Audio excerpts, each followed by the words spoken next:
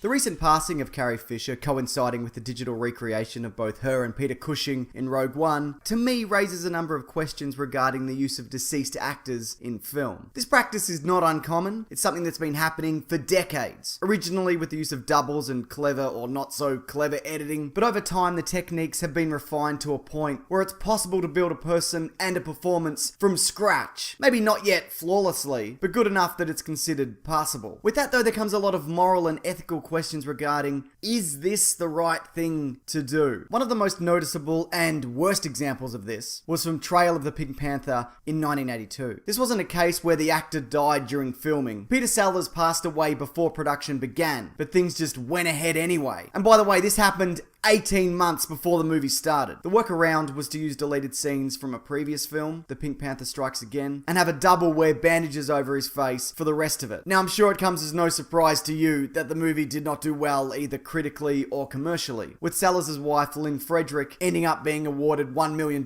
in damages, as it was thought that his estate should have the rights to control which outtakes made the cut. All of that is horrible. Nearly as horrible as the Pink Panther reboot from 2006, which I haven't seen, but let's take a look now and judge it based off one out of context moment. Sir, I'll say again, what's in your pocket? I have in my pocket a couple of dollars. Sir?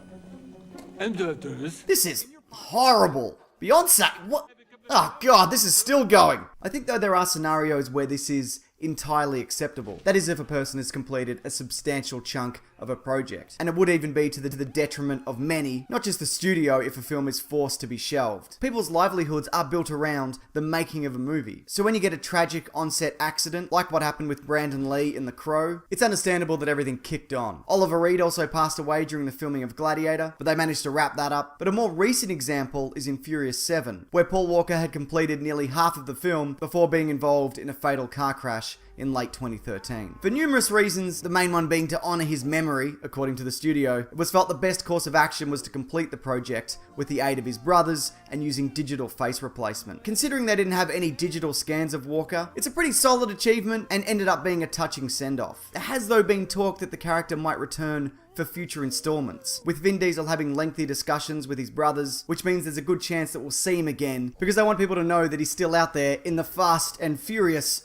averse. Now who am I to say with what Paul Walker's family should do with his likeness? By having him involved, it could provide extra financial stability for his daughter, but there have been examples of using deceased actors in ways that make me feel a bit ugh. Now I'm mostly talking about celebrities being brought back to, just peddle shit. Steve McQueen has been digitally inserted into a couple of car commercials, and Gene Kelly's head was pasted on top of another person to pop and lock for Volkswagen. Kelly's wife approved of this because he always had an interest in modern dance. But I hate this. Not so much because I'm morally against it, but just because it just looks real bad. But at least with Steve McQueen, he was vaguely linked in some ways to cars. Because, he was in that movie with a car in it. Unlike the time Bruce Lee was used to sell Mars bars, a man who probably never ate a processed food in his entire adult life, and was also once digitally recreated to sell whiskey. And again, he didn't drink. Because I think that a problem could be, even with an actor's family in charge of their likeness, that families can sometimes be total dicks. You know what I'm talking about. Every family's got, that one person. I've got one, you've got one. That man or woman whose life seems to revolve around getting as much money as possible out of a dying grandparent or whatever to the benefit of nobody but themselves. Now, aside from Bruce Lee being forced to peddle junk food and alcohol, there's not really a great example of a person's likeness being abused, but I feel like it's only a matter of time before this does happen. Now, I'm sure Disney will do a respectful job of sending off Carrie Fisher's Princess Leia, or General Organa as she's now known, when episode 8 rolls around. I'm not exactly sure how. Maybe they'll take some footage from 8 and extend her role into 9. Perhaps they'll have her go out in some heroic fashion. Or maybe even with the use of CGI, the character will live on in the universe. That's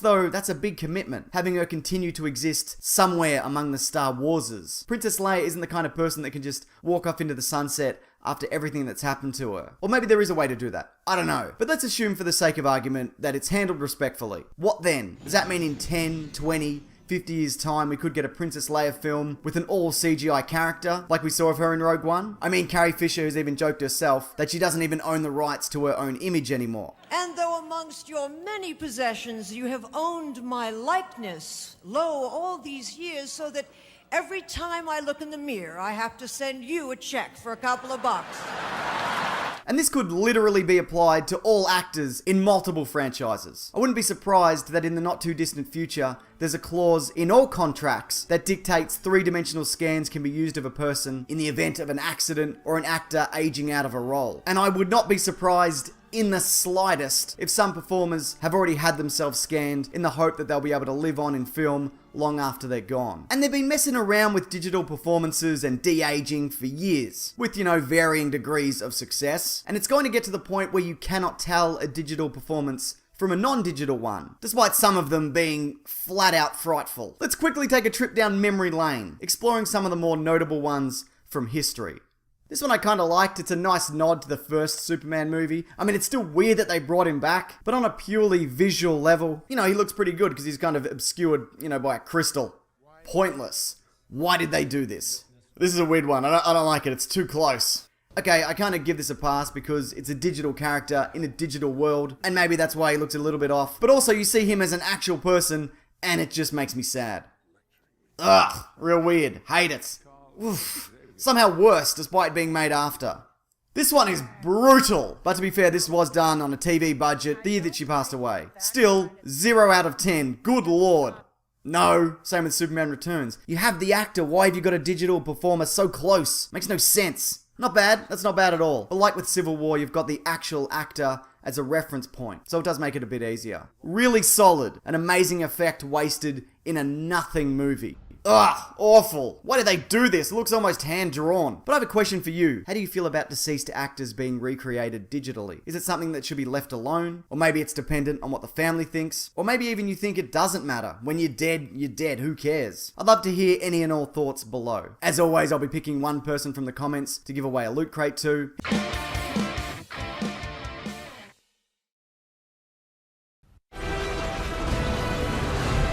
Rogue One, a Star Wars story, is currently blowing up the box office.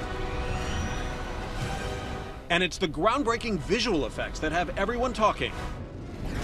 This is the headquarters of Industrial Light and Magic. It's the special effects company that George Lucas founded back in 1975 to help him make the original Star Wars. Of course, they're doing some cutting-edge work for Rogue One. We want to take you inside. Nightline was granted exclusive access inside ILM's San Francisco mothership Accelerate to attack speed. to see how this sci-fi stronghold brought back, and this is a spoiler alert, 2 familiar faces from the past. I recognized your foul stench when I was brought on board. Charming to the last. Recreating a 19-year-old Carrie Fisher before she passed away last week, and Peter Cushing, who died in 1994. Prepare for the jump to hyperspace and inform Lord Vader. This monumental cinematic task fell to John Knoll and his team. Why was it so important to have Tarkin and Leia in Rogue One? Well, I think Tarkin, because he's central to the story of the Death Star, what it is, how it came to be. And Leia, because we end up on Rogue One minutes before the beginning of Episode 4. But in the world of visual effects, aliens and spaceships are relatively easy compared to creating believable humans. Well, we look at human faces all day, every day, so people are very attuned to seeing anything that looks off. Oh, very good, everybody. Making digital humans is one of the hardest things you can do. And so we were very, very immediately excited and immediately terrified. The first step for ILM's artists was to binge watch every Tarkin scene over and over. We will then crush the rebellion with one swift stroke. Performances would be constantly referring back to these for how did he look, how did he move, how did he smile. Underneath digital Tarkin is a real actor, Guy Henry, who carefully studied Cushing on the set. Lost in the attack. It's Henry's voice and performance that the ILM artist used as a guide. The original plans for this station are kept there, are they not? The process we would take to create a shot like this, the first thing we do is we shoot the live action plate photography. This is with Guy Henry as our performer on set, and he's dressed in full costume. He has what we call a head-mounted camera rig, which is designed solely for capturing his facial performance. Charming to the last. This is the earliest test. It's the first time we ever saw Guy's motion transferred onto Guy's model, and then put onto Tarkin's an early likeness. The problem is Cushing's performance and Henry's performance didn't always match. That required painstaking, sometimes frame-by-frame adjustments, constantly refining the most subtle details you can imagine, like lips. The original plans for this station are kept there, are they not? So if you look at the corner of his mouth, see how they kind of peel apart? That stickiness is just a natural quality that lips have, and when that's not present, they feel slightly artificial and Muppet-like. ILM also caught a huge break when John Knoll tracked down an actual life cast of Peter Cushing's face, made for the 1984 movie Top Secret. This was gold for us because it was Peter Cushing as he appeared at a certain time in his life. All those pieces together give us the power of illusion. Cool. He's there, sir. Finally, after nearly 18 months of work, the digital resurrection of Grand Moff Tarkin was complete. He's there, sir. On Scarif. The original plans for this station are kept there, are they not? My mom saw the movie. She didn't realize that this was a digital recreation. Really? In fact, she commented that he looked amazingly well for someone of his age. The makers of Rogue One had the blessing of Cushing's estate, but the effect is drawing some criticism over the ethics of bringing back well-known actors long after they're gone. This work was done with great affection and care. You know, some of the objections I've heard about this is makes references to the Fred Astaire with the Dirt Devil. Nothing escapes the power of a Dirt Devil. Or Audrey Hepburn selling chocolate. But that's not what we've done here. I'd like to think that the role that we gave Tarkin in this film is one that Peter Cushing would have been really very excited and happy to play. Eagle-eyed fans will also spot a few familiar Rebel pilots from 1977 reappearing in this Rogue One space battle. This is Gold Leader, standing by. This is Red Leader, standing by. That was one of the really fun things about the film, is that you start to sense that we're getting closer and closer to Episode 4, and that you start to see those moments where, oh wait, I know that guy. Princess Leia's brief cameo was made possible by more digital doctoring using Norwegian actress Ingvild Dela. Fisher once joked to David Muir it was hard to watch herself in The Force Awakens. I got older, and no one told me. And then they put me on a screen really, really big. And they put me in high def. But before she died, Fisher gave Rogue One a thumbs up. Did Carrie Fisher see the final scene? It was also done with the permission of Carrie Fisher as well, that she was involved in the process, and you know, she saw the final result and she loved it. Star Wars has always pushed the technological envelope to some degree. You know, the first Star Wars film represented a revolution in visual effects techniques. I think it's entirely appropriate that we be using the Star Wars films to move the bar. For Nightline, I'm Clayton Sandell in San Francisco.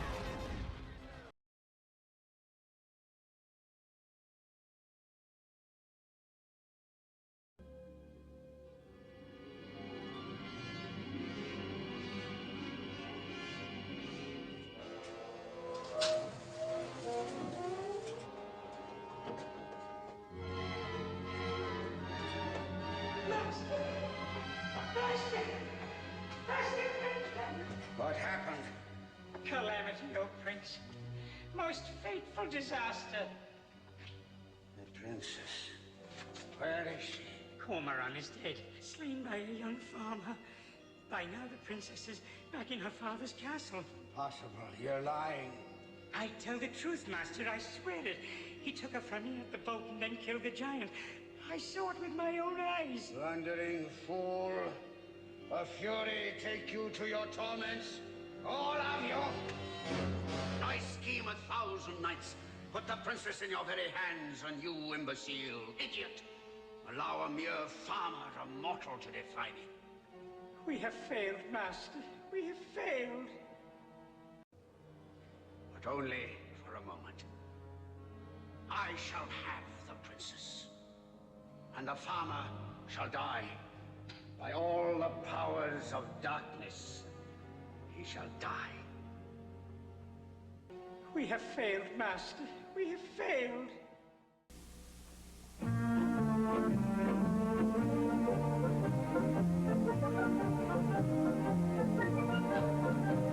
We thought we could do it, but we were wrong, and now we boo-hoo it 'cause we were wrong, and now that we're through, it's a sad, sad song. We have failed, Master, we have failed.